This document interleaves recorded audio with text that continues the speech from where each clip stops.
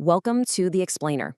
So today we're diving into Nigeria's incredibly high-stakes plan to use technology to clean up its most valuable, and let's be honest, historically its most troubled industry. It really all boils down to this one question. This is the challenge facing Nigeria's oil sector, which is the absolute lifeblood of the nation's economy. But for decades, it's been hemorrhaging money. I mean, some estimates say they've been losing hundreds of thousands of barrels of oil to theft every single day. Okay, so let's get right into it. To really understand why this digital solution is such a big deal, you first have to grasp the sheer scale of the problem they're up against. And this slide, well, it lays it all out, doesn't it?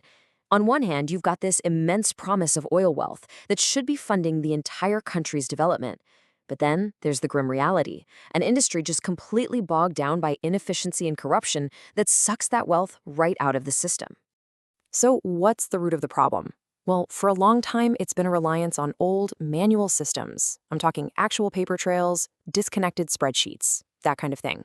Think about it. With just a paper log, the reported volume on a tanker can be changed with the stroke of a pen. It's a setup that's just incredibly easy to manipulate, and it's created the perfect breeding ground for fraud to thrive, making it almost impossible to know what's really happening. Now, this problem didn't just stay under the surface. It recently boiled over, forcing a really dramatic, really sudden change in both leadership and strategy. And if you look at this timeline, you can see just how fast everything went south. The big reforms back in 2021 were supposed to fix everything, but just a few years later, the leaders of the new regulatory bodies forced to resign. This paved the way for new chiefs who came in with a pretty radical promise, a complete and total digital overhaul.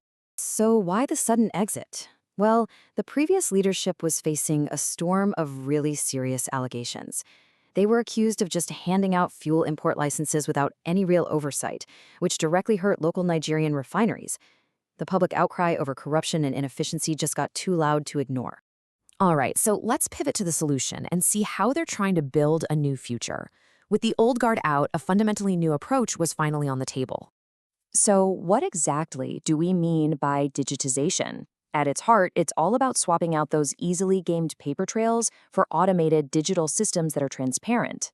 The goal is to minimize human interference where it can be abused and to shine a really bright light on practices that used to hide in the shadows. And look, the new leadership, Oritsmewa Aisan and Saidu Mohammed, they've basically put their entire careers on the line for this one core idea. Their whole mission is to use technology to bring back transparency, protect Nigeria's own businesses, and finally, enforce some real, meaningful accountability. Okay, so that's the big idea. But how does it actually work in the real world? Let's break down the nuts and bolts of this new strategy. It's essentially a four-pronged attack. First up, real-time monitoring. This means regulators can see production numbers as they happen, so they can't be fudged later. Second, they're going to strictly enforce gas contracts to make sure companies deliver what they promised. Third, integrated data platforms. This connects all the dots, letting regulators see the entire journey of the product, from the well all the way to the export terminal. And fourth, in-house labs to certify quality, which closes a big loophole that allowed for things like watered-down fuel. And this quote right here, this really gets to the core philosophy of the whole thing. This isn't just about some fancy new software. It's about building a system that actually accounts for human nature.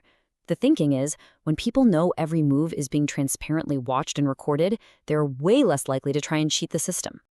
And if they can pull this off, well, the payoff for Nigeria could be absolutely transformative.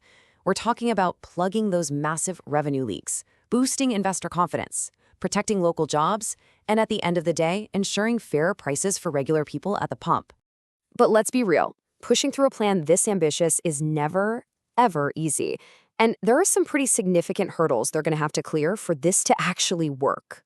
Success is really going to hinge on getting these four things right. They have to make the new digital systems hack-proof. They've got to build out the needed infrastructure across the whole country. They absolutely have to get all the local businesses and other stakeholders on board. And they need to be constantly auditing the system to make sure it's working like it's supposed to. And this is why this whole story matters so much, even beyond the oil sector. If this digital fix can work here, in one of the most complex and historically corrupt industries on the planet, it could become a powerful blueprint, a test case for fighting corruption across Nigeria's entire economy. And that leaves us with one final, really powerful question to think about. If this can work in one of the world's most challenging environments, where else could it work? Could what's happening in Nigeria right now become a brand new model for the global fight against corruption?